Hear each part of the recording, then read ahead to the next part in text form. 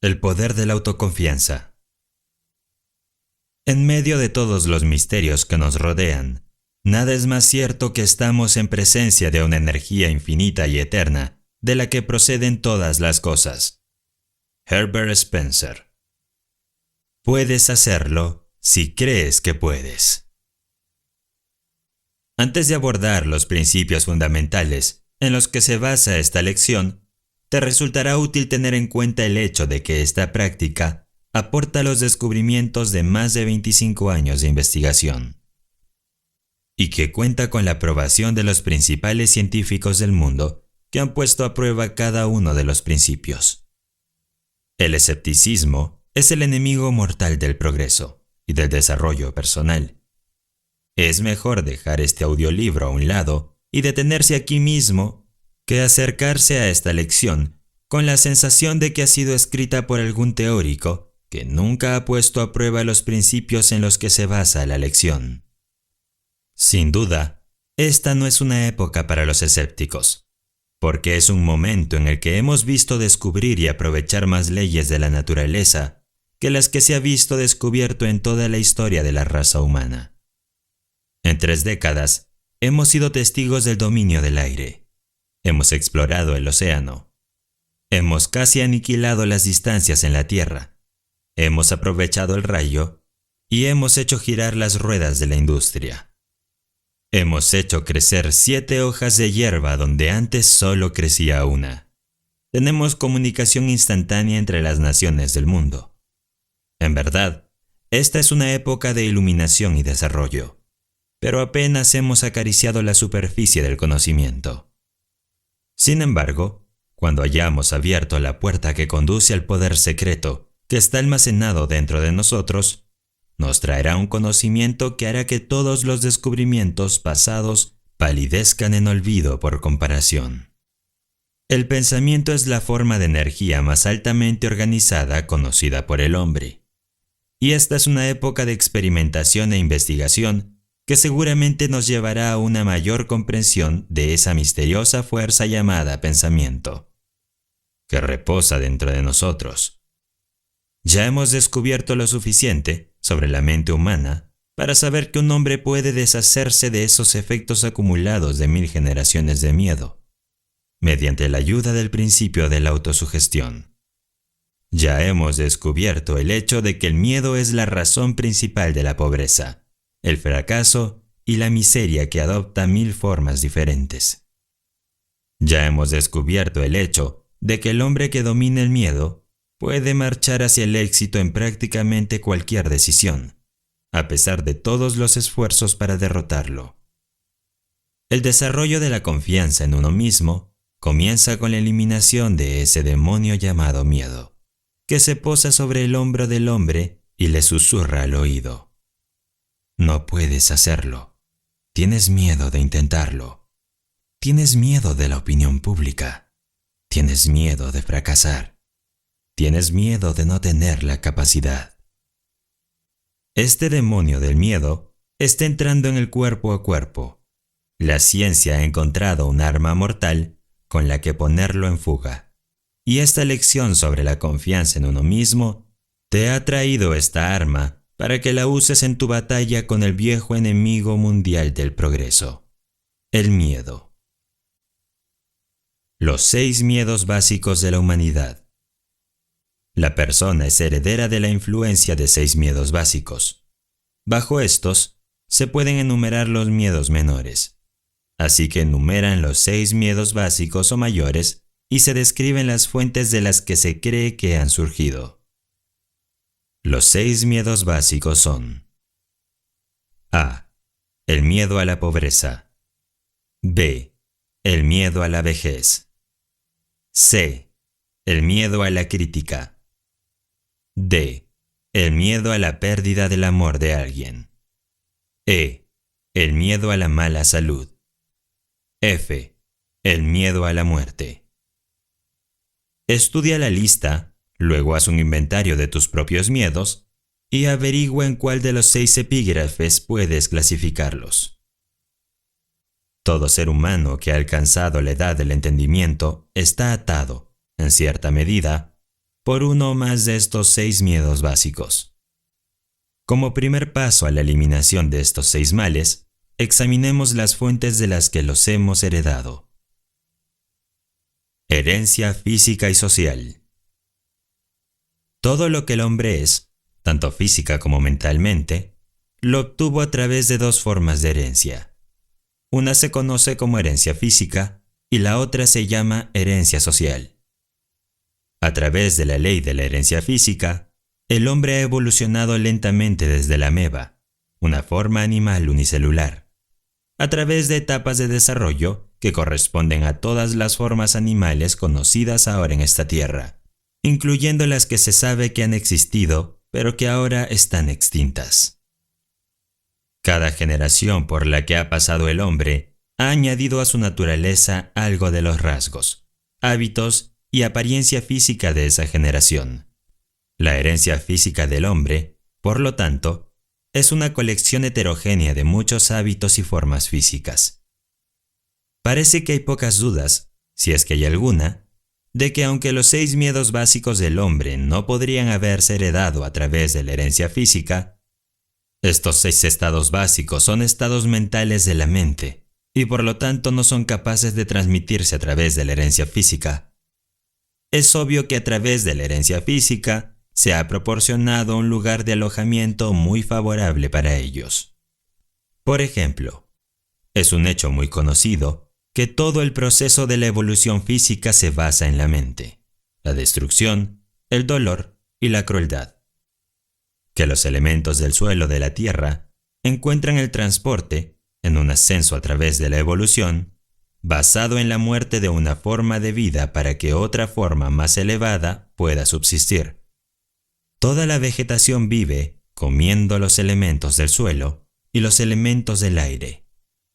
Todas las formas de vida animal viven comiendo alguna otra forma más débil o alguna forma de vegetación. Las células de toda la vegetación tienen un orden de inteligencia muy elevado. Las células de toda la vida animal también tienen un orden de inteligencia muy superior. Sin duda, las células animales de un pez han aprendido, por amarga experiencia, que el grupo de células animales, conocido como halcón de los peces, es muy temible. Debido al hecho de que muchas formas animales, incluyendo la mayoría de los hombres, viven comiendo a los animales más pequeños y débiles. La inteligencia celular de estos animales, que entran y se convierten en parte del hombre, trae consigo el miedo que surge de su experiencia de haber sido comido vivo. Esta teoría puede parecer irracional, y de hecho puede no ser cierta, pero es al menos una teoría lógica. El autor no hace especial hincapié en esta teoría, ni insiste en que explique ninguno de los 6 miedos básicos. Hay otra, una explicación mucho mejor del origen de esos miedos, que procederemos a examinar empezando por una descripción de la herencia social. La parte más importante de la constitución del hombre le llega a través de la ley de la herencia social, término que hace referencia a los métodos por los que una generación impone a las mentes de la generación bajo su control inmediato las supersticiones, creencias, leyendas e ideas que, a su vez, heredó de la generación anterior. El término herencia social debe entenderse como todas y cada una de las fuentes a través de las cuales una persona adquiere conocimientos, como la escolarización de carácter religioso y de cualquier otra naturaleza. La lectura, la conversación de boca a boca, la narración de historias y todo tipo de inspiración de pensamiento proveniente de lo que generalmente se acepta como experiencias personales. A través de la operación de la ley de la herencia social, cualquiera que tenga el control de la mente de un niño puede, a través de una intensa enseñanza, plantar en la mente del infante cualquier idea, ya sea falsa o verdadera, de tal manera que el niño la acepte como verdadera y se convierte en una parte de su personalidad, como cualquier célula u órgano de su cuerpo físico, e igual difícil de cambiar en su naturaleza. Es a través de la ley de la herencia social que el religioso planta en la mente del niño dogmas, credos y ceremonias religiosas demasiado numerosas para describirlas, manteniendo esas ideas ante esa mente hasta que las acepta y las sella para siempre como parte de su creencia irrevocable. La mente de un niño que no ha llegado a la edad del entendimiento general, durante un periodo medio que abarca, digamos, los 2 primeros años de su vida, es plástica, abierta, limpia y libre. Cualquier idea plantada en su mente así por alguien, en que el niño tiene confianza, echa raíces y crece, por así decirlo, de tal manera que nunca puede ser erradicada o borrada, por muy opuesta a la lógica o a la razón que sea esa idea. Muchos religiosos afirman que pueden implantar los principios de su religión en la mente de un niño con tanta profundidad que nunca podrá haber espacio en esa mente para ninguna otra religión, ya sea en su totalidad o en parte. Las afirmaciones no son muy exageradas. Con esta explicación de la forma en la que opera la ley de la herencia social, el estudiante estará listo para examinar las fuentes de las que el hombre hereda los 6 miedos básicos. Además, cualquier estudiante, excepto aquellos que todavía no han crecido lo suficiente como para examinar la verdad que pisa los callos de sus propias supersticiones, puede comprobar la solidez del principio de la herencia social tal como se aplica aquí a los 6 miedos básicos, sin salir de sus propias experiencias personales. Afortunadamente, prácticamente toda la masa de evidencia presentada en esta lección es de tal naturaleza que todos los que buscan sinceramente la verdad pueden determinar por sí mismos si la evidencia es sólida o no. Al menos por el momento, deja de lado tus prejuicios e ideas preconcebidas. Siempre puedes volver a retomarlas. Mientras estudiamos el origen y la naturaleza de los 6 peores enemigos del hombre, los 6 miedos básicos, empezaremos por el miedo a la pobreza. Se requiere valor para decir la verdad sobre el origen de este miedo, y un valor aún mayor, quizás, para aceptar la verdad después de haberla dicho. El miedo a la pobreza surgió de la tendencia heredada del hombre a aprovecharse económicamente de sus semejantes. Casi todas las formas animales inferiores tienen instinto, pero parecen no tener el poder de razonar y pensar. Por lo tanto, se depredan unos a otros físicamente. El hombre, con su sentido superior de la intuición, el pensamiento y la razón, no se come a sus semejantes corporalmente. Le da más satisfacción comérselos financieramente. De todas las épocas del mundo de las que tenemos conciencia, la que vivimos parece ser la del culto al dinero. Un hombre es considerado menos que el polvo de la tierra, a menos que pueda exhibir una abultada cuenta bancaria. Nada trae al hombre tanto sufrimiento y humillación como la pobreza. No es de extrañar que el hombre la tema, a través de una larga línea de experiencias heredadas con el hombre animal. El hombre ha aprendido, con certeza, que no siempre se puede confiar en este animal cuando se trata de asuntos de dinero y otras evidencias de posesiones terrenales. Muchos matrimonios tienen su inicio, y a menudo su final, únicamente en función de la riqueza que posee una o ambas partes contratantes. No es de extrañar que los tribunales de divorcio estén ocupados. Sociedad podría escribirse correctamente como sociedad, con el símbolo de dólar reemplazando la S inicial, porque está inseparablemente asociada con ese signo. El hombre está tan ansioso de poseer riqueza que la adquiriría de cualquier manera, a través de métodos legales si es posible, o a través de otros métodos si es necesario. El miedo a la pobreza es algo terrible. Un hombre puede cometer un asesinato, un robo, una violación y cualquier otra forma de violación de derechos de los demás, y aún así recuperar su posición elevada en la mente de sus semejantes siempre que no pierda su riqueza. La pobreza, por tanto, es un crimen. un pecado imperdonable, por así decirlo. No es de extrañar que el hombre lo tema. Todos los libros de leyes del mundo demuestran que el miedo a la pobreza es uno de los 6 miedos básicos de la humanidad, ya que en todos esos libros de leyes se puede encontrar diversas leyes destinadas a proteger a los débiles de los fuertes. Dedicar tiempo a intentar demostrar que el miedo a la pobreza es uno de los miedos heredados del hombre, o que este miedo tiene su origen en la naturaleza del hombre para engañar a sus semejantes, sería similar a intentar demostrar que 3 por 2 son 6. Evidentemente, ningún hombre temería la pobreza si tuviera algún motivo para confiar en sus semejantes, pues hay comida, refugio, vestimenta y lujos de toda índole suficiente para las necesidades de cada persona en la tierra, y todas estas bendiciones serían disfrutadas por cada persona si no fuera por el hábito que tiene el hombre de tratar de expulsar a todos los demás cerdos del comedor, incluso después de tener todo y más de lo que necesita.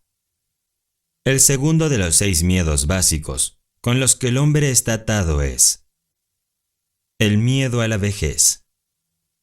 En general, este miedo surge de 2 fuentes. En primer lugar, la idea de que la vejez puede traer consigo la pobreza. En segundo lugar, y con mucho la fuente de origen más común, de las falsas y crueles enseñanzas sectarias que han sido también mezcladas con fuego y azufre, y con purgatorios y otros bugis que los seres humanos han aprendido a temer la vejez porque significaba la aproximación de otro mundo, y posiblemente mucho más horrible que este que se sabe que es bastante malo. En el temor básico a la vejez, el hombre tiene 2 razones muy sólidas para su aprehensión. Una que surge de la desconfianza a sus semejantes, que pueden apoderarse de cualquier bien mundano que posea, y la otra que surge de las terribles imágenes del mundo venidero que fueron profundamente plantadas en su mente, a través de la ley de la herencia social, mucho antes que entrar en posesión de esa mente. ¿No es de extrañar que el hombre tema la llegada de la vejez? El tercero de los 6 miedos básicos es el miedo a la crítica. Sería difícil, si no imposible, determinar definitivamente cómo el hombre adquirió este miedo básico, pero una cosa es segura: lo tiene en forma bien desarrollada.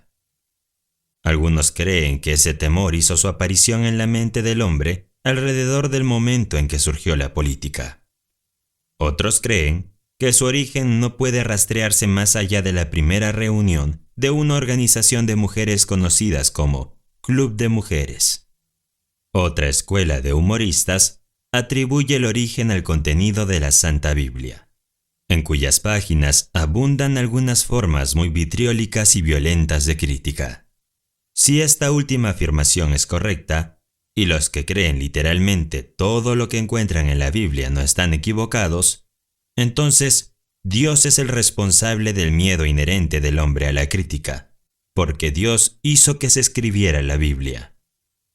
Este autor, que no es ni humorista ni un profeta, sino una persona común y corriente, se inclina por atribuir el miedo básico a la crítica a esa parte de la naturaleza heredada del hombre, no solo a quitarle a su prójimo sus bienes y mercancías, sino a justificar su acción mediante la crítica del carácter de su prójimo.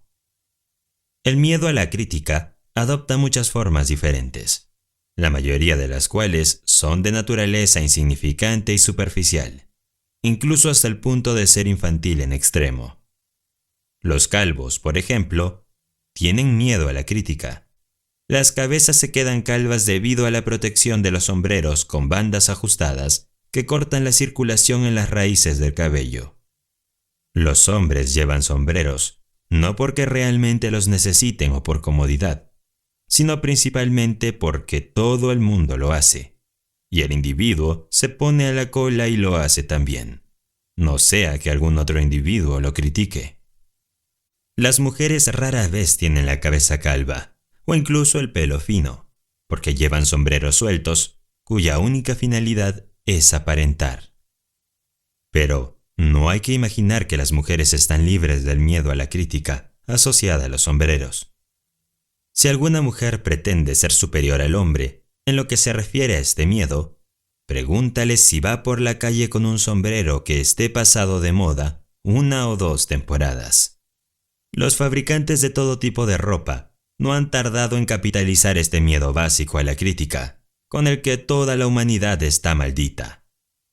Cada temporada cambian los estilos en muchos artículos de ropa. ¿Quién establece los estilos? Ciertamente no el comprador de ropa, sino el fabricante. ¿Por qué cambian los estilos tan a menudo?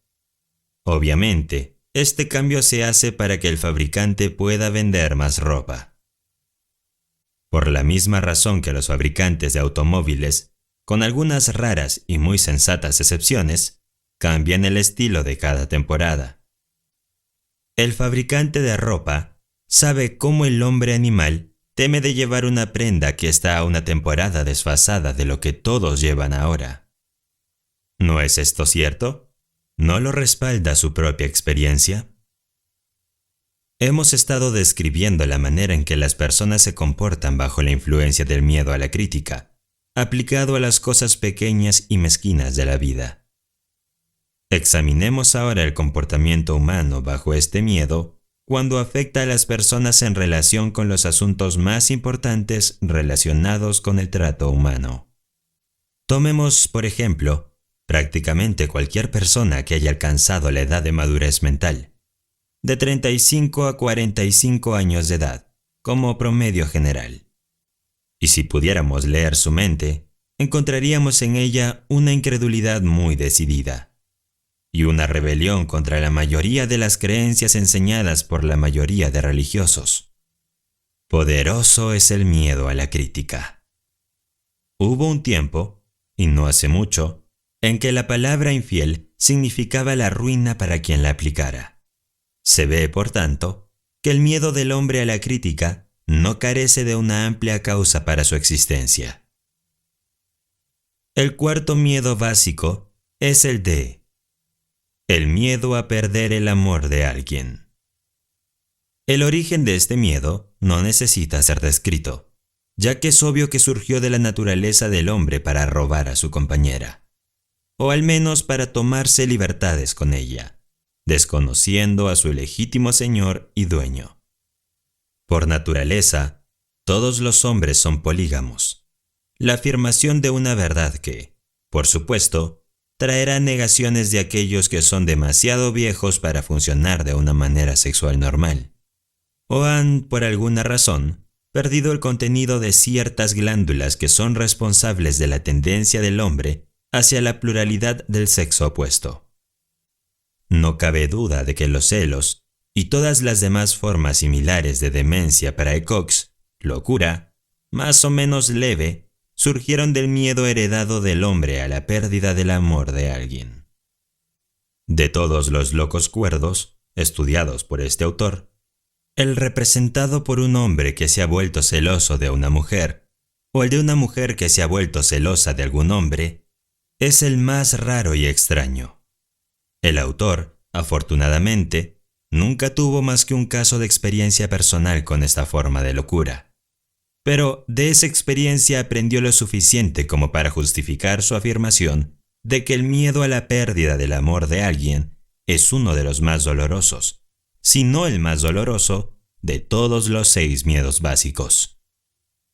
Y parece razonable añadir que este miedo causa más estragos en la mente humana que cualquiera de los otros 6 miedos básicos, llevando a menudo a las formas más violentas de locura permanente. El quinto miedo básico es el miedo a la mala salud. Este miedo tiene su origen, en gran medida también, en las mismas fuentes de las que derivan los miedos a la pobreza y a la vejez.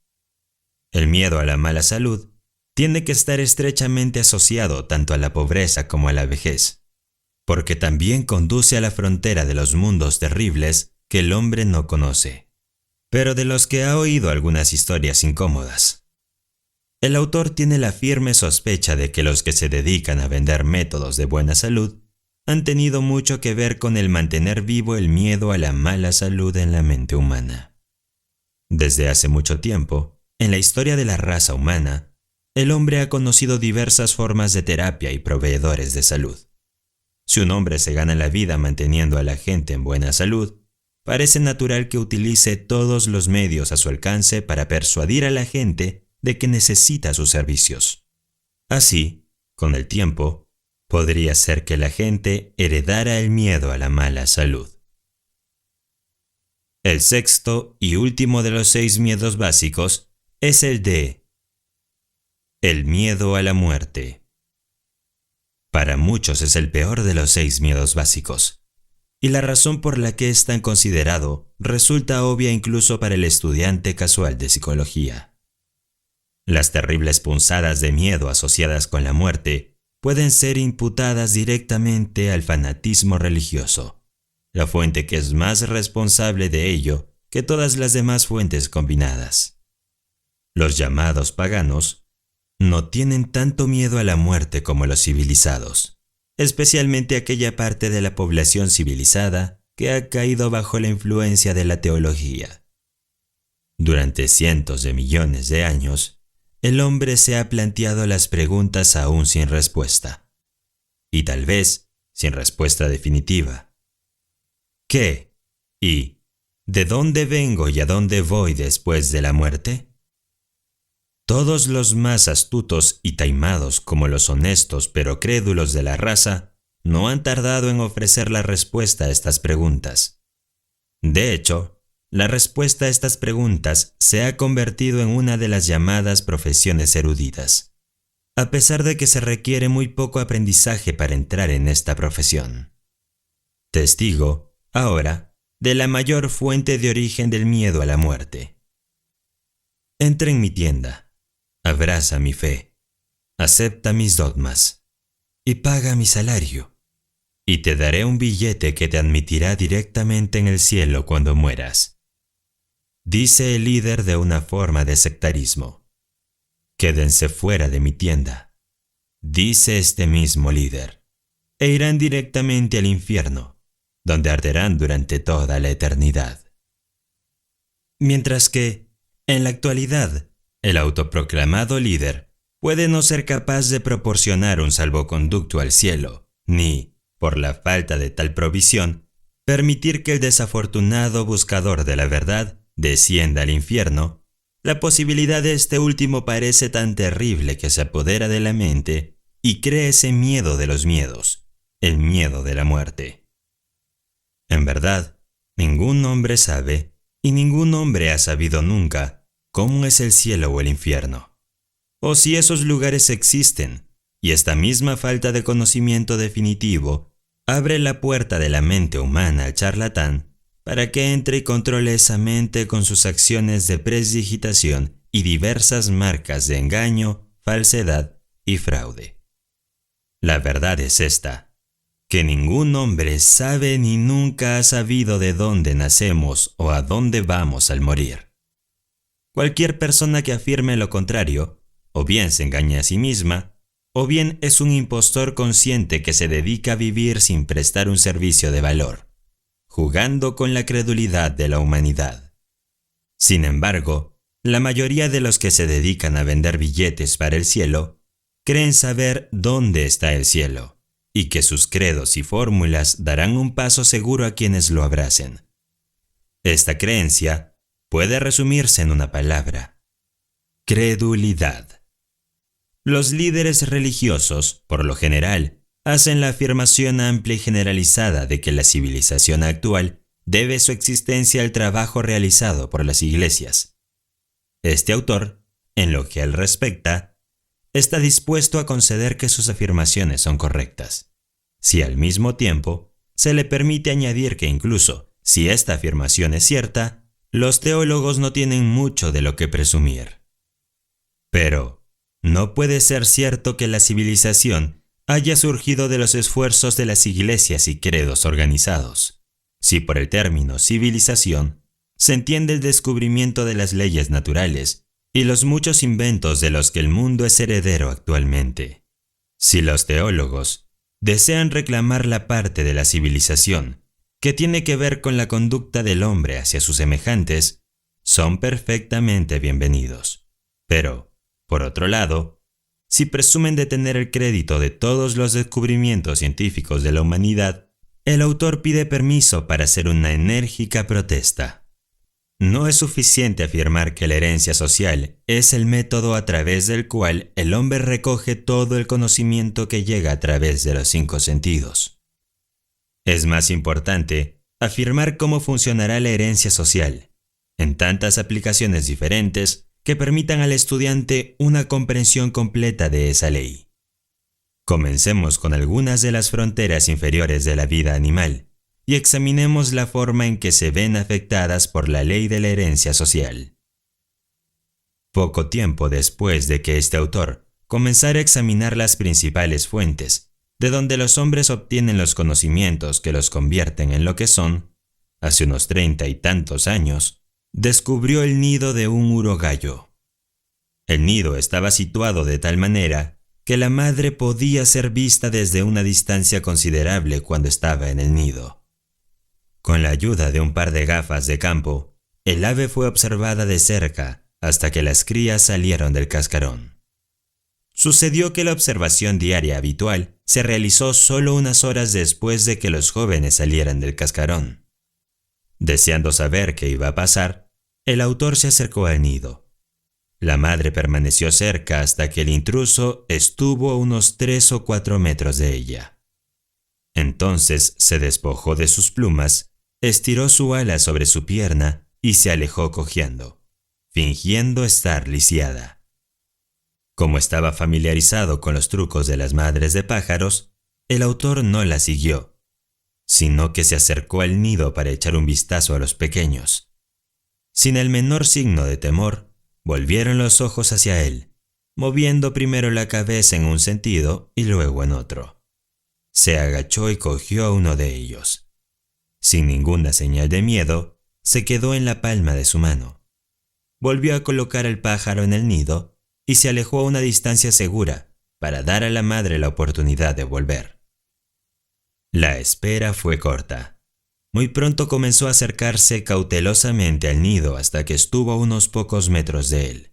Y entonces extendió sus alas y corrió tan rápido como pudo, emitiendo, mientras tanto, una serie de sonidos similares a los de una gallina cuando ha encontrado algún bocado de comida y desea llamar a su cría para que participe en él. Reunió a los pajaritos a su alrededor y continuó temblando de forma muy excitada, agitando sus alas y erizando sus plumas. Casi se podían oír sus palabras mientras daba a los pajaritos su primera lección de autodefensa, a través de la ley de herencia social. Criaturas tontas, ¿no saben que los hombres son sus enemigos? Debería darles vergüenza permitir que ese hombre los coja en sus manos. Es una maravilla que no los haya cargado y comido vivas. La próxima vez que vean a un hombre acercarse, escóndanse. Túmbense en el suelo, corran bajo las hojas, vayan a cualquier sitio para perderse de vista y permanezcan alejadas hasta que el enemigo esté bien encaminado. Los pajaritos se mantuvieron alrededor y escucharon la conferencia con intenso interés. Cuando la madre se calmó, el autor volvió a acercarse al nido. Cuando se encontraba a unos 6 metros del hogar custodiado, la madre comenzó de nuevo a guiarle en la dirección contraria, arrugando el ala y cojeando como si estuviera lisiada. Miró al nido, pero la mirada fue en vano. Los pajaritos no aparecían por ninguna parte. Habían aprendido rápidamente a evitar a su enemigo natural, gracias a su instinto natural. Una vez más, el autor se retiró. Esperó a que la madre volviera a reunir a su familia y salió a visitarlos, pero con resultados similares. Cuando se acercó al lugar donde había visto por última vez a la madre, no encontró el más mínimo rastro de los pequeños. Cuando era pequeño, el autor capturó un cuervo joven y lo convirtió en su mascota. El pájaro se adaptó bien a su entorno doméstico y aprendió a realizar muchos trucos que requerían una inteligencia considerable. Cuando el pájaro creció lo suficiente como para volar, se le permitió ir a donde quisiera. A veces se ausentaba durante muchas horas, pero siempre regresaba a casa antes del anochecer. Un día unos cuervos salvajes se enzarzaron en una pelea con un búho en un campo cercano a la casa donde vivía el cuervo mascota. En cuanto la mascota oyó el granizado de sus parientes salvajes, se subió a la casa y, con signos de agitación, caminó de un extremo a otro de la casa. Finalmente levantó el vuelo y se dirigió a la batalla. El autor lo siguió para ver qué pasaba. En pocos minutos, se encontró con la mascota. Estaba sentada en las ramas más bajas de un árbol, y dos cuervos salvajes estaban sentados en una rama justo encima, parloteando y caminando de un lado a otro, actuando de forma muy parecida a cómo se comportan los padres enfadados con sus hijos cuando los castigan. Cuando el autor se acercó, los dos cuervos salvajes salieron volando, uno de ellos dando varias vueltas alrededor del árbol, mientras dejaba escapar un terrible flujo de lenguaje de lo más abusivo, que, sin duda, iba dirigido a su insensato pariente que no tenía el suficiente sentido común para volar mientras el vuelo era bueno. Se llamó a la mascota, pero ésta no le hizo caso. Esa noche volvió a casa, pero no se acercó a ella. Se sentó en una rama alta en un manzano y habló en lenguaje de cuervo durante unos 10 minutos, diciendo sin duda que había decidido volver a la vida salvaje de sus congéneres. Y luego se fue volando, y no volvió hasta 2 días después, cuando regresó y volvió a hablar en lenguaje de cuervo, manteniéndose mientras tanto a una distancia segura. Luego se fue y no volvió. La herencia social le había robado al autor una buena mascota. La gente pensaba que había demostrado un gran gesto al volver y avisar de su intención de marcharse. Muchos granjeros habían dejado la granja sin tomarse la molestia de esta formalidad. Es un hecho bien conocido que el zorro ceba con todo tipo de aves y animales pequeños, a excepción de la mofeta. No es necesario explicar por qué el zorrillo goza de inmunidad. Un zorro puede enfrentarse a una mofeta una vez, pero nunca 2. Por esta razón, una piel de zorrillo, cuando se clava en un gallinero, mantendrá a todos los zorros, excepto al más joven e inexperto, a una distancia segura. El olor de una mofeta, una vez experimentado, nunca se olvida. Ningún otro olor se le parece ni remotamente. No consta que ninguna madre de zorro haya enseñado a sus crías a detectar el olor familiar de una mofeta y a mantenerse alejadas de él. Pero todos los que están informados sobre la sabiduría del zorro saben que los zorros y las mofetas nunca buscan alojamiento en la misma cueva. Pero una lección es suficiente para enseñar al zorro todo lo que quiere saber sobre las mofetas. A través de la ley de la herencia social, que opera mediante el sentido del olfato, una lección sirve para toda la vida. Una rana toro puede ser atrapada en un anzuelo atando un pequeño trozo de tela roja o cualquier otro objeto rojo pequeño al anzuelo y colgándolo delante de la nariz de la rana. Es decir, la rana puede ser atrapada de esta manera, siempre y cuando sea enganchada la primera vez que muerda el cebo. Pero si está mal enganchado y hace una escapada, o si siente la punta del anzuelo cuando muerde el cebo pero no es atrapado, no volverá a cometer el mismo error. El autor pasó muchas horas intentando enganchar a un espécimen particularmente deseable que había picado y fallado, antes de aprender que una sola lección de herencia social es suficiente para enseñar incluso a una humilde corvina que los trozos de franela roja son cosas que hay que dejar en paz. El autor tuvo una vez un excelente perro macho de la raza Airedale, que causaba muchas molestias por su costumbre de llegar a casa con un pollo joven en la boca. En cada ocasión, se le quitaba el pollo y se le reprendía, pero era inútil. Seguía con su afición a las aves. Con el fin de salvar al perro, si era posible, y como experimento de herencia social, este perro fue llevado a la granja de un vecino que tenía una gallina y algunos pollos recién nacidos. La gallina fue colocada en el granero y el perro fue entregado con ella. En cuanto todos se perdieron de vista, el perro se acercó lentamente a la gallina, olfateó el aire en su dirección 1 o 2 veces, para asegurarse de que era el tipo de carne que buscaba, y luego se lanzó hacia ella. Mientras tanto, la gallina estaba haciendo un reconocimiento por su cuenta, ya que se encontró con el perro a más de la mitad del camino. Además, se encontró con él con una sorpresa de alas y garras que nunca antes había experimentado. La primera ronda fue claramente de la gallina, pero un buen pájaro gordo, calculó el perro, no iba a escurrirse entre sus patas tan fácilmente. Por lo tanto, retrocedió una corta distancia y volvió a cargar. Esta vez la gallina se lanzó sobre su espalda, le clavó las garras en la piel e hizo un uso eficaz de su afilado pico. El perro se retiró a su esquina, con la apariencia de estar esperando que alguien tocara la campana y suspendiera la pelea hasta que se orientara. Pero la gallina no tenía tiempo para deliberar. Tenía a su adversario en fuga y demostró que conocía el valor de la ofensiva al mantenerlo en fuga. Casi se podían entender sus palabras, mientras azotaba al pobre Airedale de una esquina a otra, manteniendo una serie de sonidos rápidos que parecían las reprimendas de una madre enfadada, a la que se le había pedido que defendiera a su vástago de un ataque de chicos mayores. El Airedale era un pobre soldado.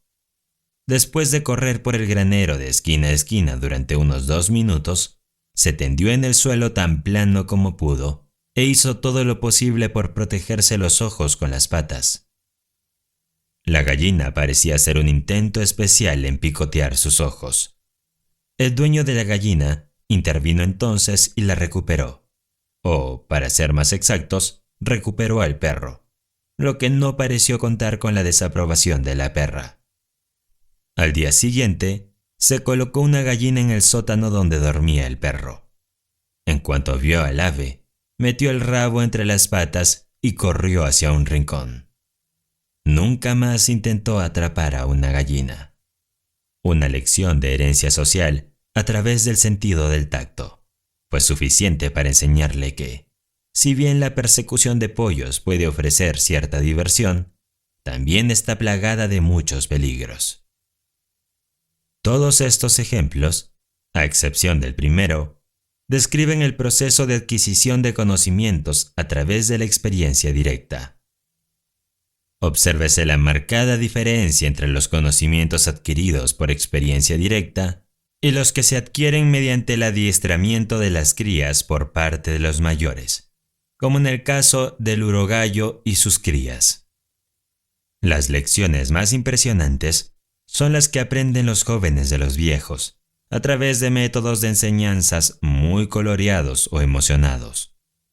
Cuando la madre urogallo despliega sus alas, eriza sus plumas, se agita como un hombre que sufre de parálisis y parlotea a sus crías de manera muy excitada. Les planta el miedo al hombre en sus corazones de una manera que nunca van a olvidar. El término herencia social, tal como se utiliza en la relación con esta lección, se refiere en particular a todos los métodos a través de los cuales se enseña a un niño cualquier idea, dogma, credo, religión o sistema de conducta ética, por parte de sus padres o de aquellos que pueden tener autoridad sobre él, antes de alcanzar la edad en la que se puede razonar y reflexionar sobre dicha enseñanza a su manera. Estimando la edad de dicho poder de razonamiento en, digamos, 7 a 12 años. Hay muchas formas de miedo, pero ninguna es más mortífera que el miedo a la pobreza y a la vejez. Manejamos nuestros cuerpos como si fuéramos esclavos, porque tenemos tanto miedo a la pobreza que deseamos acumular dinero para la vejez. De esta forma común de miedo, nos impulsa tanto que sobrecargamos nuestro cuerpo y provocamos lo mismo que estamos luchando por evitar. Qué tragedia es ver a un hombre conducirse a sí mismo cuando comienza a llegar a lo largo del puesto de 40 años de la vida, la edad en la que apenas comienza a madurar mentalmente. A los 40 años, un hombre está ingresando en la edad en la que es capaz de ver y comprender y asimilar la escritura de la naturaleza, tal como aparece en los bosques y en los arroyos que fluyen, y en los rostros de los hombres y de los niños pequeños. Y, sin embargo, este miedo al diablo lo impulsa con tanta fuerza que se ciega y se pierde en el enredo de un laberinto de deseos conflictivos. El principio del esfuerzo organizado se pierde de vista, y en lugar de aferrarse a las fuerzas de la naturaleza que están en evidencia a su alrededor, y permitir que esas fuerzas lo lleven a las alturas de grandes logros, las desafía y se convierten en fuerzas de destrucción. Tal vez ninguna de estas grandes fuerzas de la naturaleza esté más disponible para el desenvolvimiento del hombre que el principio de la autosugestión, pero la ignorancia de esta fuerza está llevando a la mayoría de la raza humana a aplicarla de manera que actúe como un obstáculo y no como una ayuda. Enumeramos aquí los hechos que muestran cómo se produce esta mala aplicación de una gran fuerza de la naturaleza. He aquí un hombre que se encuentra con alguna decepción. Un amigo resulta ser falso o un vecino parece indiferente. A continuación, decide, a través de la autosugestión, que todos los hombres son indignos de confianza y que todos los vecinos son poco agradecidos. Estos pensamientos se incrustan tan profundamente en su mente subconsciente que colorean toda su actitud hacia los demás. Volvamos ahora a lo dicho en la segunda lección, sobre los pensamientos dominantes de la mente de un hombre que atraen a las personas cuyos pensamientos son similares. Aplica la ley de la atracción y pronto verás y comprenderás por qué el incrédulo atrae a otros incrédulos. Invierte el principio. He aquí un hombre que no ve más que lo mejor que hay en todos los que conoce. Si sus vecinos parecen indiferentes, no se da cuenta de ello, porque se ocupa de llenar su mente con pensamientos dominantes de optimismo y un buen ánimo y fe en los demás. Si la gente le habla con dureza, él responde con tonos suaves. A través de la operación de esta misma ley de atracción eterna, atrae la atención de las personas cuya actitud hacia la vida y cuyos pensamientos dominantes armonizan con los suyos. Llevando el principio un paso más allá, tenemos lo siguiente. He aquí un hombre que ha sido bien educado y tiene la capacidad de prestar al mundo un servicio necesario.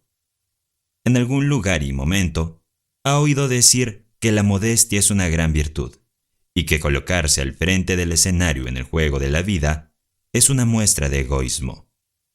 Se desliza silenciosamente por la puerta trasera y toma asiento en la parte posterior, mientras que otros jugadores del juego de la vida pasan audazmente al frente.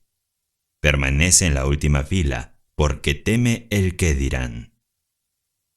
La opinión pública, o lo que él cree que es la opinión pública, lo ha relegado a la retaguardia y el mundo se entera poco de él. Su educación no cuenta para nada porque tiene miedo de que el mundo sepa que la ha tenido. Constantemente se sugiere a sí mismo, utilizando así la gran fuerza de la autosugestión en su propio detrimento, que debe permanecer en un segundo plano para no ser criticado, como si la crítica pudiera hacerle algún daño o frustrar su propósito. Hay aquí otro hombre que nació de padres pobres. Desde que tiene uso de memoria, ha visto pruebas de la pobreza. Ha oído hablar de la pobreza. Ha tenido la gélida mano de la pobreza sobre sus hombros y le ha impresionado tanto que la fija en su mente como una maldición a la que debe someterse. Inconscientemente, se permite ser víctima de la creencia: una vez pobre, siempre pobre, hasta que esa carencia se convierte en el pensamiento dominante de su mente. Se asemeja a un caballo que ha sido enjaezado y domado hasta que olvida que él tiene el poder potencial con el que deshacerse de ese arnés. La autosugestión lo relega rápidamente al fondo del escenario de la vida. Finalmente, se convierte en un renunciante. La ambición desaparece. La oportunidad ya no se le presenta. O si lo hace, no tiene la visión para verla. Ha aceptado su destino. Es un hecho bien establecido que las facultades de la mente, como los miembros del cuerpo, se malogran y se marchitan si no se utilizan. La confianza en uno mismo no es una excepción. Se desarrolla cuando se utiliza, pero desaparece si no se usa. Una de las principales desventajas de la riqueza heredada es el hecho de que con demasiada frecuencia conduce a la inacción y a la pérdida de la confianza en sí mismo. Hace algunos años, nació un niño de la señora E. B. McLean, en la ciudad de Washington.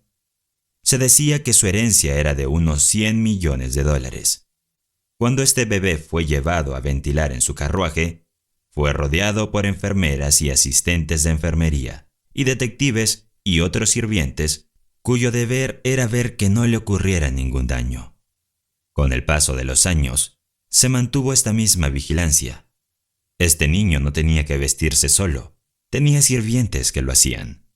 Los sirvientes lo vigilaban mientras dormía y mientras jugaba. No se le permitía hacer nada que un criado pudiera hacer por él. Había crecido hasta la edad de 10 años. Un día estaba jugando en el patio y se dio cuenta de que la puerta trasera estaba abierta. En toda su vida nunca había salido solo de esa puerta, y naturalmente, eso era lo que deseaba hacer. En un momento en que los criados no miraban, se precipitó hacia la puerta y fue atropellado y muerto por un automóvil antes de llegar a la mitad de la calle. Había utilizado los ojos de sus sirvientes hasta que los suyos ya no le servían como podrían haberlo hecho si hubiera aprendido a confiar en sus funciones. Hace 20 años, el hombre al que servía como secretario envió a sus 2 hijos a la escuela. Uno de ellos fue a la Universidad de Virginia y el otro a un colegio de Nueva York. Cada mes era parte de mi tarea hacer un cheque de $100 para cada uno de estos chicos. Este era su dinero para el PIN, para que lo gastaran como quieran. Recuerdo con mucho provecho la forma en que envidiaba a esos muchachos cuando extendía esos cheques cada mes. A menudo me preguntaba por qué la mano del destino me trajo al mundo en la pobreza. Podía mirar hacia adelante y ver cómo esos chicos llegarían a las altas esferas de la vida, mientras yo seguía siendo un humilde empleado. A su debido tiempo, los chicos volvieron a casa con sus pieles de oveja. Su padre era un hombre rico que poseía bancos, ferrocarriles, minas de carbón y otras propiedades de gran valor. A los chicos les esperaban buenos puestos en la empresa de su padre. Sin embargo, 20 años de tiempo pueden jugarle una mala pasada a los que nunca han tenido que luchar. Tal vez sería mejor decir que el tiempo da a los que nunca han tenido que luchar la oportunidad de jugarse una mala pasada. En cualquier caso, estos 2 chicos trajeron a casa de la escuela otras cosas además de sus pieles de oveja. Volvieron con capacidades bien desarrolladas para la bebida fuerte. Capacidades que desarrollaron porque los $100 que cada uno de ellos recibía cada mes hacían innecesaria su lucha. La suya es una larga y triste historia, cuyos detalles no le interesarán, pero sí su finis. Mientras escribo esta lección, tengo sobre mi mesa un ejemplo del periódico publicado en la ciudad donde vivían estos chicos. Su padre ha quebrado y su costosa mansión, donde nacieron los chicos, ha sido puesta en venta. Uno de los chicos murió de delirium tremens y el otro está en un manicomio.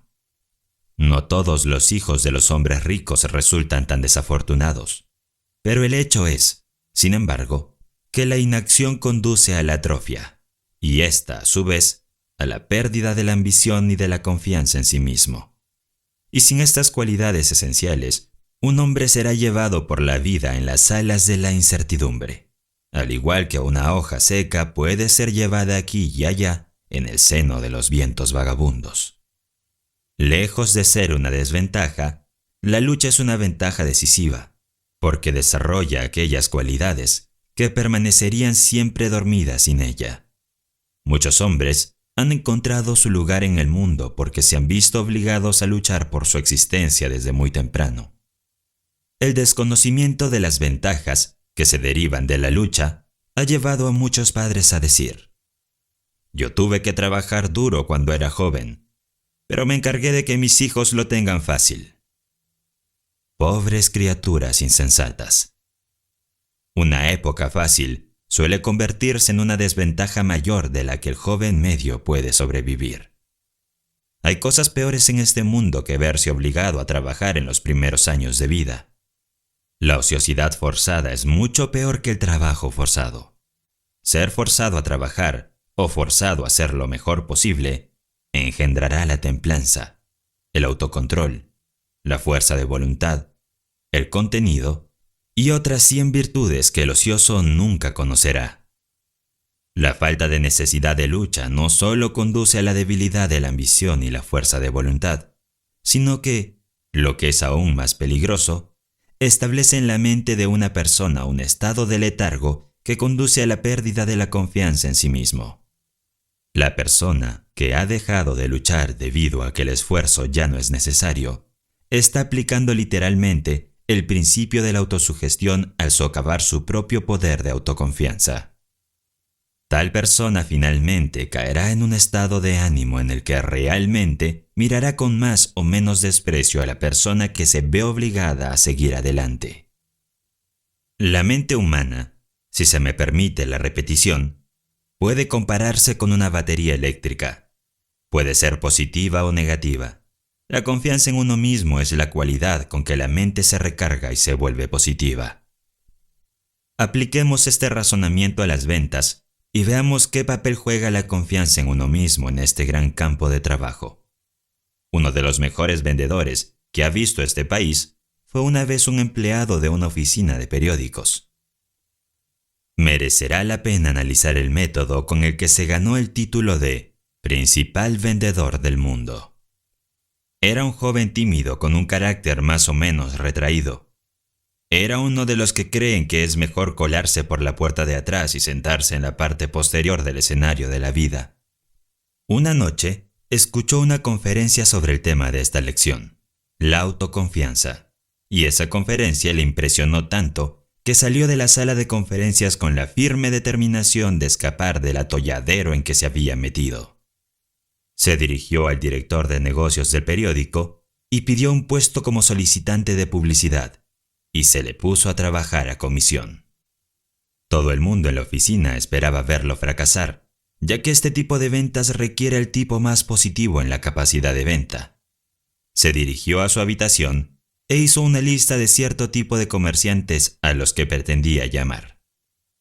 Uno se pensaría que naturalmente habría hecho su lista con los nombres de aquellos a los que creía que podía vender con el menor esfuerzo, pero no hizo nada de eso. Solo incluyó en su lista a los nombres de los comerciantes a los que otros publicistas habían llamado sin conseguir una venta. Su lista constaba de solo 12 nombres. Antes de hacer una sola llamada, salió al parque de la ciudad, sacó su lista de 12 nombres, la leyó 100 veces, diciéndose a sí mismo mientras lo hacía: usted me comprará un espacio publicitario antes de que termine el mes. Entonces empezó a hacer sus llamadas.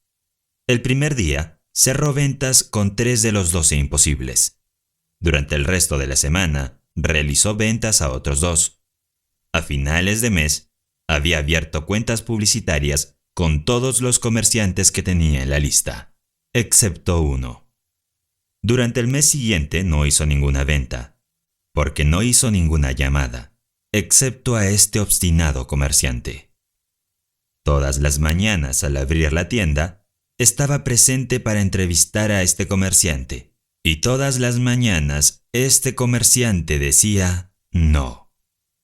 El comerciante sabía que no iba a comprar espacio publicitario, pero este joven no lo sabía. Cuando el comerciante decía no, el joven no lo oía, sino que seguía viniendo. El último día del mes, después de haberle dicho a este persistente joven no durante 30 veces consecutivas, el comerciante dijo: «Mire, joven, ha perdido todo un mes tratando de venderme. Ahora lo que me gustaría saber es esto. ¿Por qué ha perdido tanto su tiempo?» «De perder el tiempo nada», replicó. «He estado yendo a la escuela y usted ha sido mi maestro. Ahora conozco todos los argumentos que un comerciante puede utilizar para no comprar. Y además, me he estado ejercitando en la autoconfianza». Entonces el comerciante dijo: «Voy a hacer una pequeña confesión. Yo también he ido a la escuela y usted ha sido mi maestro. Me ha enseñado una lección de persistencia que vale dinero para mí. Y para mostrarte mi agradecimiento, voy a pagar mi matrícula haciéndole un pedido de espacio publicitario». Y así fue como llegó la mejor cuenta publicitaria de la North American de Filadelfia. Asimismo, marcó el inicio de una reputación que ha hecho millonario a ese mismo joven. Tuvo éxito porque deliberadamente cargó su propia mente con la suficiente confianza en sí mismo como para hacer de esa mente una fuerza irresistible.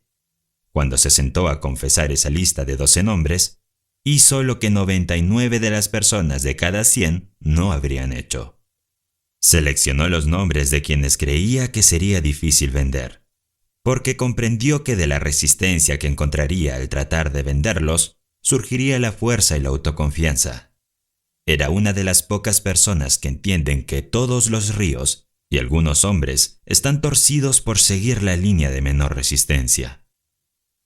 Voy a hacer una digresión y a romper aquí la línea de pensamiento por un momento, mientras registro una palabra de consejo para las esposas de los hombres.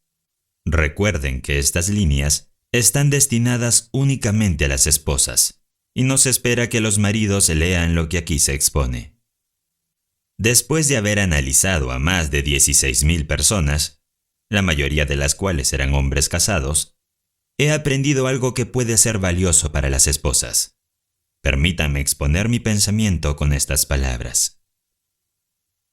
Está en su mano enviar a su marido a su trabajo, o a su negocio, o a su profesión, cada día con un sentimiento de confianza en sí mismo que lo lleve con éxito a través de los puntos difíciles del día y lo traigan a casa de nuevo, por la noche, sonriendo y feliz. Uno de mis más antiguos conocidos se casó con una mujer que tenía una dentadura postiza. Un día a su mujer se le cayó la dentadura y rompió la placa. El marido recogió los trozos y comenzó a examinarlos. Mostró tanto interés por ello que su mujer le dijo: «Podrías hacer una dentadura como esa si te decidieras a hacerlo».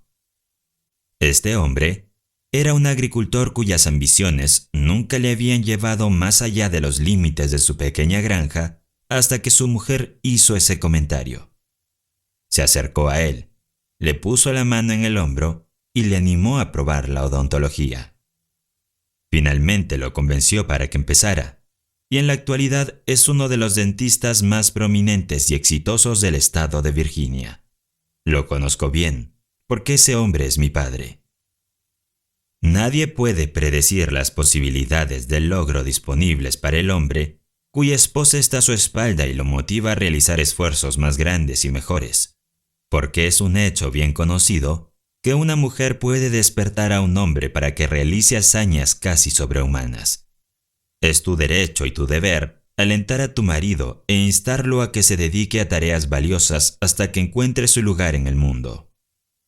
Usted puede inducirlo a esforzarse más que cualquier otra persona. Hágale creer que nada, dentro de lo razonable, está más allá de su poder de logro, y habrá prestado un servicio que le ayudará mucho a ganar la batalla de la vida. Uno de los hombres con más éxito en su línea en América da todo el crédito de su éxito a su esposa. Cuando se casaron, ella escribió un credo que le firmó y colocó sobre su escritorio. Esta es una copia del credo. Creo en mí mismo. Creo en los que trabajan conmigo. Creo en mi empleador. Creo en mis amigos. Creo en mi familia.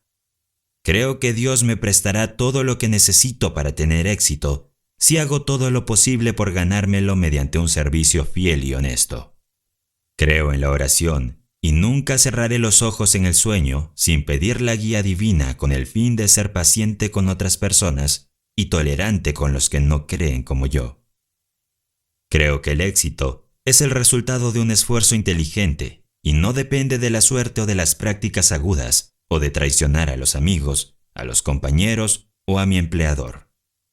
Creo que obtendré de la vida exactamente lo que ponga en ella, por lo que tendré cuidado de comportarme con los demás como me gustaría que ellos actuaran conmigo.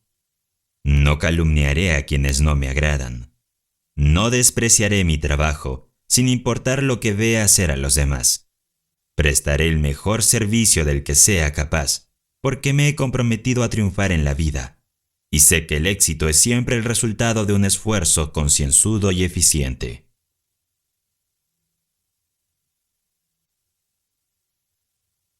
Y el esposo firmó este credo.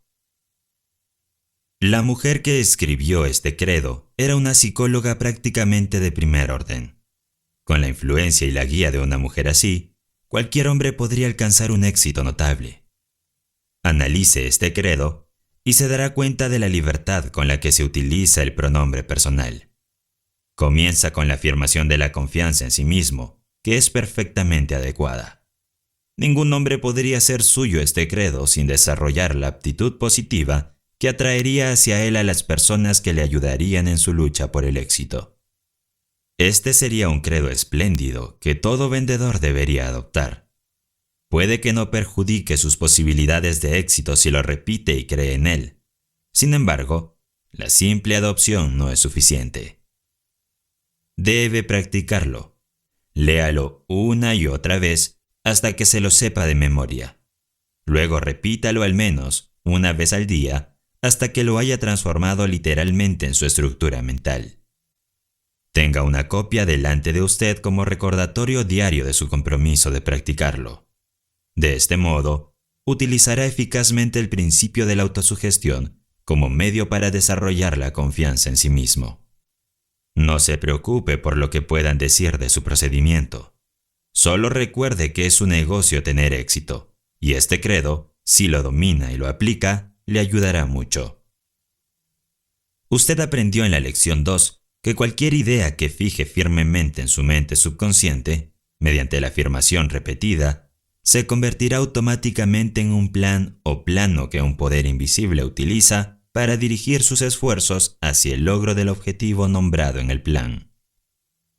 También ha aprendido que el principio mediante el cual puede fijar cualquier idea que elija en su mente se llama autosugestión, que significa simplemente una sugerencia que le da a su propia mente. Fue este principio de autosugestión el que Emerson tenía en mente cuando escribió: Nada puede traerte la paz sino tú mismo. Debe recordar que nada puede traerte el éxito sino usted mismo.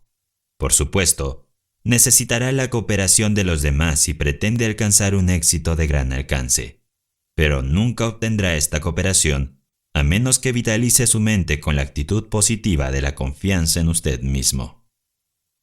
Tal vez se haya preguntado por qué unos pocos hombres avanzan a puestos altamente remunerados, mientras que otros a su alrededor, que tienen tanta formación y que aparentemente realizan tanto trabajo, no avanzan. Seleccione 2 personas de estos 2 tipos y estúdielas, y la razón por la que una avanza y la otra se queda quieta le resultará bastante obvia. Verá que el que avanza cree en sí mismo. Se dará cuenta de que respalda esta creencia con una acción tan dinámica y agresiva que hace saber a los demás que cree en sí mismo. También notará que esta confianza en sí mismo es contagiosa, es impelente, es persuasiva, atrae a los demás. También percibirá que el que no avanza muestra claramente, por la mirada de su rostro, por la postura de su cuerpo, por la inseguridad con la que habla, que carece de toda autoconfianza. Nadie va a prestar mucha atención a la persona que no tiene confianza en sí misma. No atrae a los demás porque su mente es una fuerza negativa que repele en lugar de atraer. En ningún otro campo de la actividad, la autoconfianza o la falta de ella desempeña un papel tan importante como el campo de la venta. Y no hace falta ser analista del carácter para determinar, en el momento en que se le conoce, si un vendedor posee esta cualidad de autoconfianza. Si la tiene, los signos de su influencia están escritos en él. Le inspira confianza en él y en los productos que vende desde el momento en que habla. Llegamos ahora al punto en el que usted está listo para tomar el principio de la autosugestión y hacer uso directo de él para convertirse en una persona positiva, dinámica y autosuficiente. Se le pide que copie la siguiente fórmula y la firme y la memorice. La fórmula de la autoconfianza. Primero, sé que tengo la capacidad de alcanzar el objetivo de mi propósito definido, por lo que me exijo una acción persistente, decisiva y continua hacia su consecución. Segundo, me doy cuenta de que los pensamientos dominantes de mi mente eventualmente se reproducen en la acción exterior, corporal, y gradualmente se transforman en la realidad física. Por lo tanto, concentraré mi mente durante 30 minutos diarios en la tarea de pensar en la persona que pretendo ser, creando una imagen mental de esta persona y luego transformando esa imagen en la realidad a través del servicio práctico. Tercero, sé que, a través del principio de la autosugestión, cualquier deseo que sostenga persistentemente en mi mente buscará eventualmente su expresión a través de algún medio práctico para realizarlo. Por lo tanto, dedicaré 10 minutos diarios a exigir de mí mismo el desarrollo de los factores nombrados en las 16 lecciones de este curso de lectura sobre la ley del éxito. Cuarto, he trazado y escrito claramente una descripción de mi propósito definido en la vida para los próximos 5 años. He fijado un precio a mis servicios para cada uno de estos 5 años. Un precio que pretendo ganar y recibir, mediante la aplicación estricta del principio de servicio eficiente y satisfactorio que prestaré por adelantado. Quinto, me doy cuenta de que ninguna riqueza o posición puede durar mucho tiempo si no se construye sobre la verdad y la justicia. Por lo que no me comprometeré en ninguna transacción que no beneficie a todos aquellos a los que afecta. Tendré éxito atrayendo hacia mí las fuerzas que deseo utilizar y la cooperación de otras personas. Induciré a los demás a servirme porque yo les serviré primero.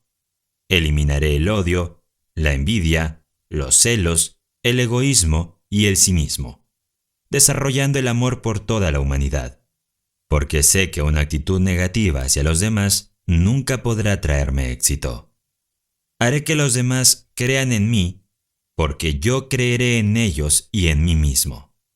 Firmaré esta fórmula con mi nombre, la memorizaré y la repetiré en voz alta una vez al día, con la plena fe de que influirá gradualmente en toda mi vida, para que me convierta en un trabajador exitoso y feliz en el campo que elija.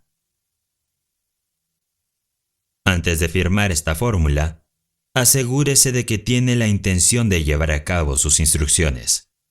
Detrás de esta fórmula hay una ley que nadie puede explicar.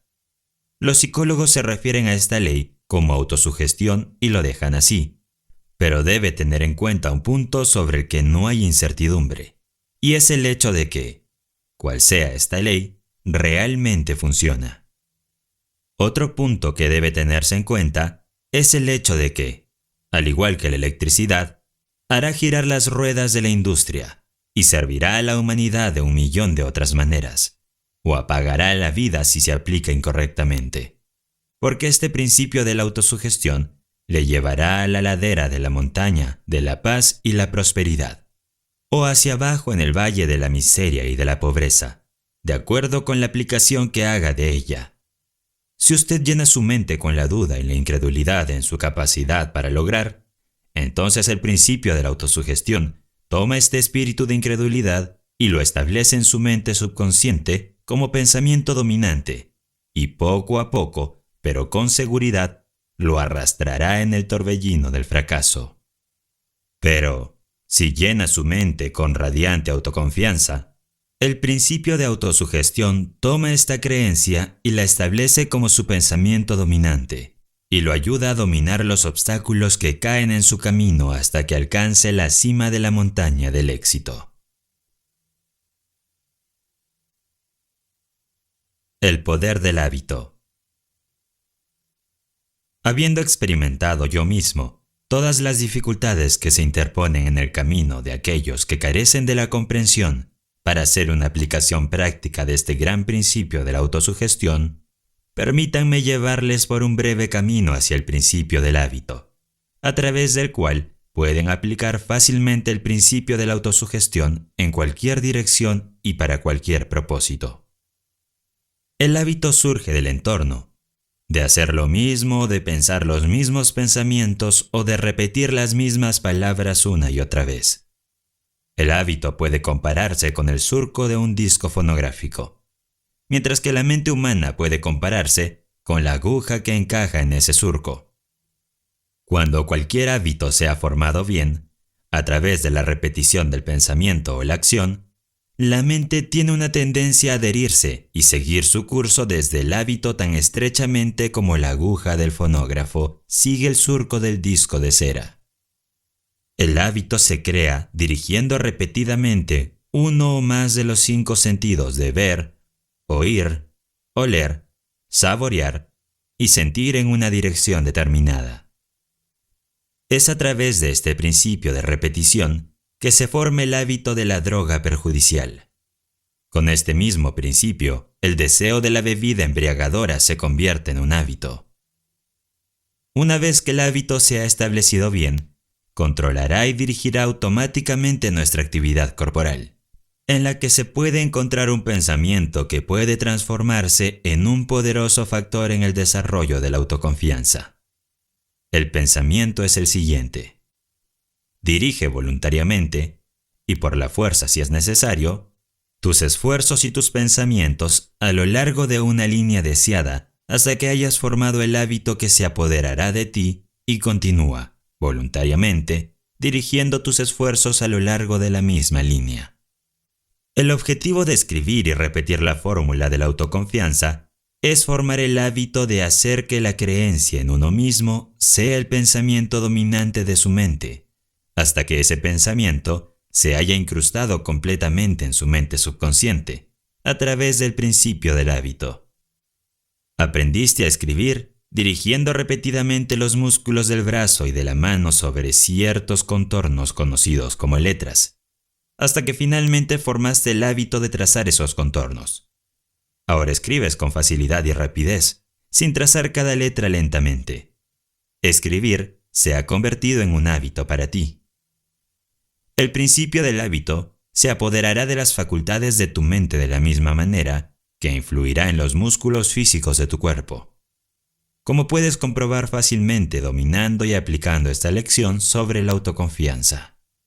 Cualquier afirmación que te hagas repetidamente a ti mismo, o cualquier deseo que siembres profundamente en tu mente a través de una afirmación repetida, buscará eventualmente su expresión a través de tus esfuerzos físicos corporales externos. El principio del hábito es el fundamento mismo sobre el que se construye esta lección sobre la autoconfianza en sí mismo. Y si entiendes y sigues las instrucciones establecidas en esta lección, pronto sabrás más sobre la ley del hábito, desde el conocimiento de primera mano, de lo que podría ser enseñado por 1.000.000 de lecciones como esta.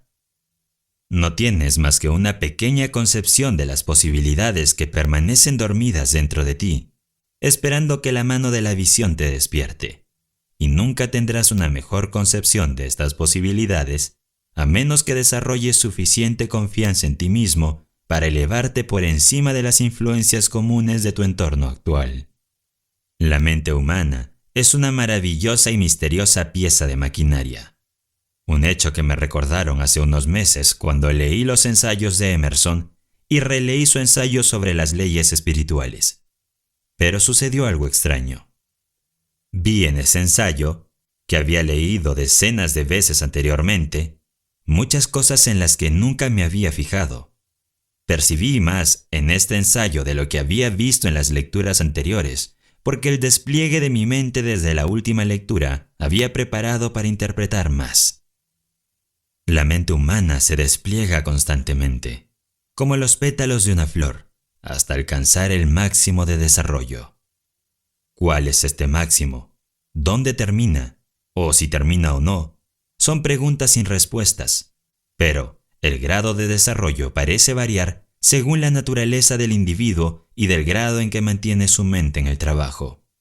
Una mente que se ve forzada o vencida en el pensamiento analítico cada día, parece seguir desplegando y desarrollando mayores poderes de interpretación. En Louisville, Kentucky, vive el señor Lee Cook, un hombre que prácticamente no tiene piernas y tiene que desplazarse en un carro. A pesar de que el señor Cook no tiene piernas desde que nació, es dueño de una gran industria y millonario gracias a su propio esfuerzo. Ha demostrado que un hombre puede arreglárselas muy bien sin piernas si tiene una confianza en sí mismo bien desarrollada. En la ciudad de Nueva York se puede ver a un joven fuerte, con cuerpo y cabeza, sin piernas, rodando por la Quinta Avenida todas las tardes, con la gorra en la mano, pidiendo limosna para vivir. Su cabeza es quizá tan sana y capaz de pensar como el promedio. Este joven podría duplicar cualquier cosa que el señor Cook de Louisville haya hecho, si pensara en sí mismo como el señor Cook piensa en sí mismo. Henry Ford posee más millones de dólares de los que jamás necesitará o utilizará. No hace muchos años, trabajaba como obrero en un taller mecánico, sin apenas estudios y sin capital. Decenas de otros hombres, algunos de ellos con cerebros mejor organizados que el suyo, trabajaban cerca de él. Ford se deshizo de la conciencia de pobreza, desarrolló autoconfianza en sí mismo, pensó en el éxito y lo alcanzó. Los que trabajaban a su alrededor podrían haberlo hecho igual de bien si hubieran pensado como él. Milo C. Jones, de Wisconsin, sufrió una parálisis hace unos años. El ataque fue tan grave que no podía girarse en la cama ni mover un músculo de su cuerpo. Su cuerpo físico estaba inutilizado, pero a su cerebro no le pasaba nada. Así que empezó a funcionar en serio, probablemente por primera vez en su existencia. Tumbado de espaldas en la cama, el señor Jones hizo que ese cerebro creara un propósito definido. Ese fin era bastante prosaico y humilde en su naturaleza, pero era definido y era un propósito, algo que él nunca había conocido antes. Su propósito definitivo era hacer salchichas de cerdo. Llamando a su familia a su alrededor, contó sus planes y comenzó a dirigirlos para llevarlos a cabo. Sin más ayuda que una mente sana y mucha confianza en sí mismo, Milo C. Jones extendió el nombre y la reputación de la salchicha de cerdo por todos los Estados Unidos. Y además acumuló una fortuna. Todo esto lo logró después de que la parálisis le impidiera trabajar con sus manos. Donde prevalece el pensamiento, se puede encontrar el poder.